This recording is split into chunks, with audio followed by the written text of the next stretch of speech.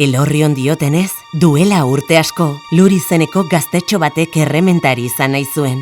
Haz izenean, parekorik gabeko talentu gisa agertu zen. Haren eskuetatik ateratzen ziren bere garaikideek amestu baino egin ezin zituzten piezak. Gau garbi batean, argi eta soinu oso ezagunak antzeman zituen Udalaitz mendiaren magalean.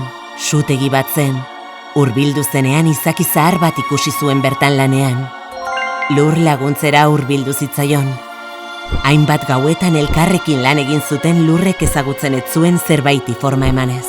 Lurrek elorri batzuen atzean eskutatzea erabaki zuen, joaten zenean zer gertatzen zen ikusteko. Izututa izaki berezi hura azti bat zela ohartu zen. Aztiaren deskuiduan, Lurrek objektua hartu eta ihes egitea lortu zuen. Eta inork aurkitu ez zezan, izkutaleku berezi batean gorde zuen.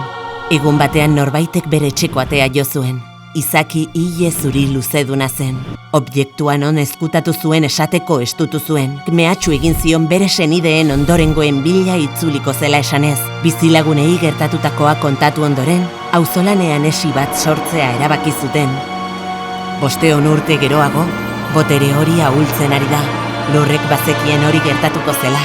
Eta arrasto batzuk utzi zituen objektua bera falta zenean aurkitu ahal izateko. Barrera magiko hau indartzeko momentua iritsi da. Eta horretarako, zure laguntza behar dugu. Lurrek utzitako pistak jarraitu behar dituzu.